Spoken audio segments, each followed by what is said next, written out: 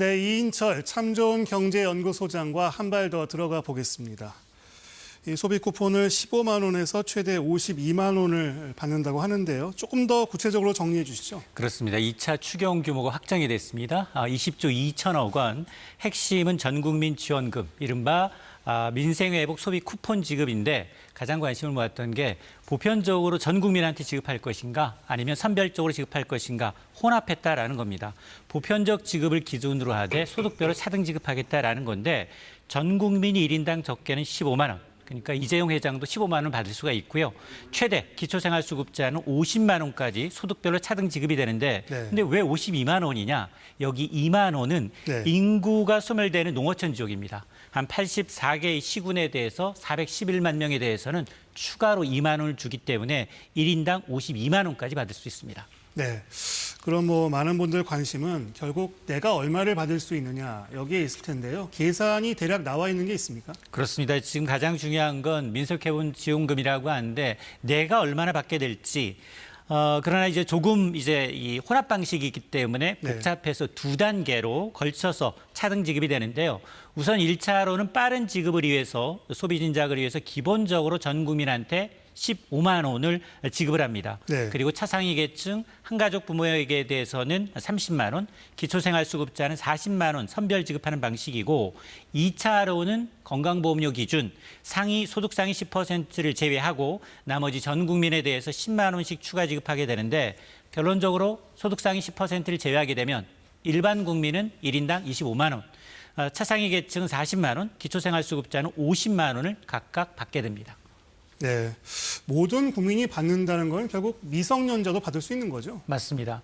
인구 기준 지난 5월 기준 전 국민이 대상입니다. 5,117만 명이 대상인데 최저 15만 원에서 최고 50만 원. 자, 그러면 가장 적게 받는 소득 상위 10%의 기준이 뭐냐? 이제 건강보험료 기준으로 해서 올해 기준 직장 가입자라면 월 건강보험료를 40만 원 이상, 지역 가입자라면 45만 원 이상 내고 있다. 연봉 기준 직장인이라면 세전 9,300만 원, 1억 원 이상을 받는 직장인이 대상이 될 수 있고요.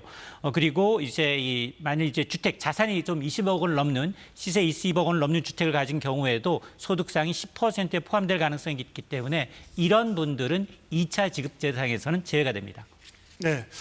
그럼 4인 가족을 예로 좀 들어보겠습니다. 한 가구가 얼마나 받을 수 있는지 좀 따져볼 수 있을까요? 그렇습니다. 일반 국민 소득 상위 10%를 제외하게 되면 25만 원을 받습니다. 4인 가족 곱하기 4를 하게 되면 100만 원을 지급받게 되고요.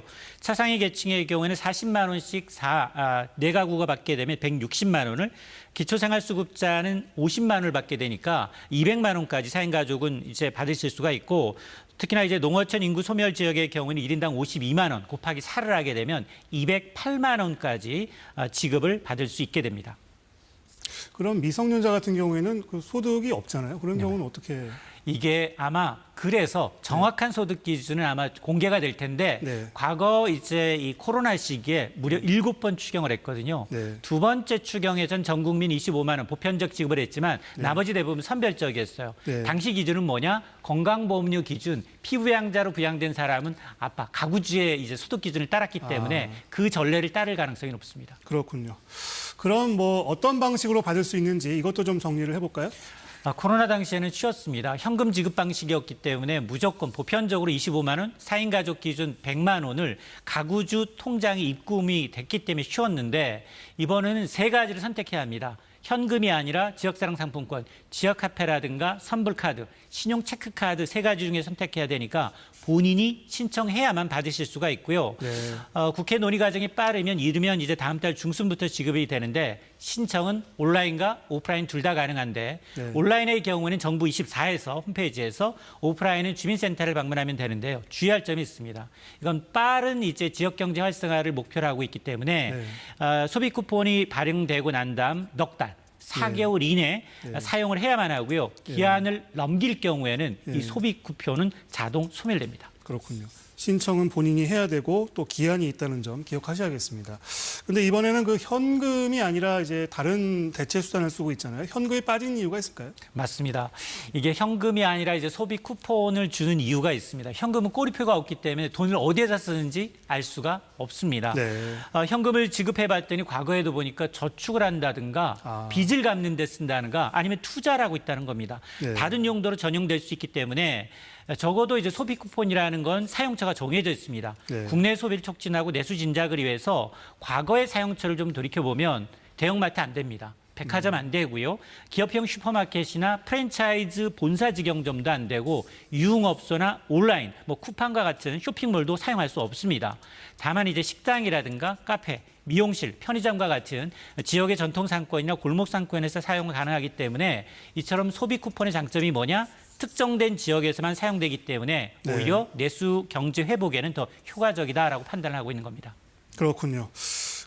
결국 주목할 부분은 취지는 앞선 보도에서 보셨고요. 주목할 부분은 이게 우리 경기를 회복시키는데 마중물이 될 수 있겠느냐 여기에 있을 텐데요. 어떻게 보시나요? 맞습니다. 정부는 이번 2차 추경으로 인해서 우리나라의 올해 경제 성장률을 0.1%포인트 견인하는 효과가 있을 것으로 추정을 하고 있습니다. 네. 글로벌 투자은행도 비슷한데요. 골드만삭스의 경우에는 1차 추경 13조 8천억 원, 플러스 여기다 2차 추경이 GDP 규모의 1%, 한 25조 원을 한다고 하면 올해 경제 성장률을 약 0.3%포인트 견인해서 제로 성장은 면할 수 있다. 1.1%까지 성장할 수 있다라는 얘기인데 반작용도 있습니다. 문제는 2차 추경 대부분이 세수가 부족하기 때문에 대부분 적자 국채 발행입니다.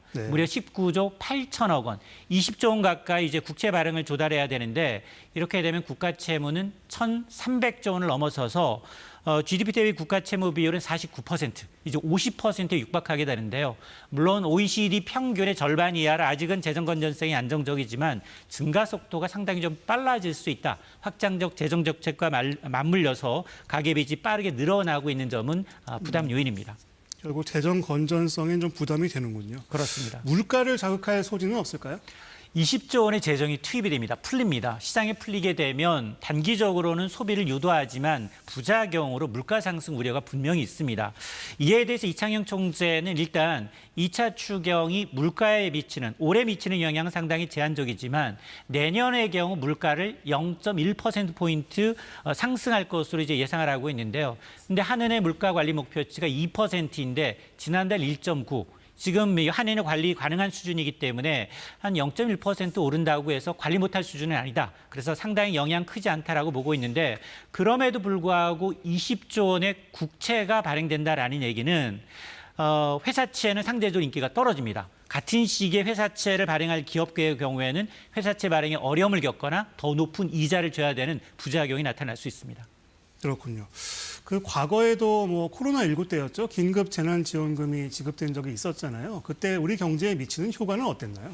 일단 당시의 목적은 소비 진작이었거든요. 현금으로 지급됐습니다. 1인당 25만 원씩 4인 가구라면 100만 원이 현금으로 지급이 됐는데 사실 소비 진작 효과는 좀 있었어요. 그러나 전반적인 효과는 좀 제한적일 수밖에 없었는데 국책연구기관 KDI 분석을 보게 되면 당시 지급된 재난지원금 전체 지급액의 26에서 36%, 100만 원을 지급했다면 한 30만 원 내외만 소비로 이어졌다라는 겁니다.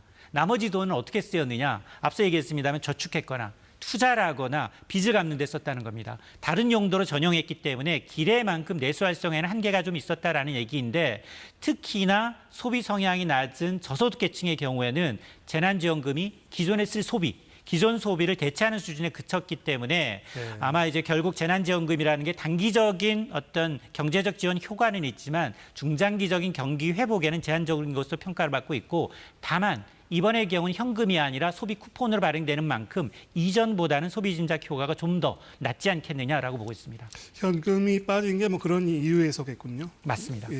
이인철 참 좋은 경제연구소장 말씀이었습니다. 말씀 잘 들었습니다.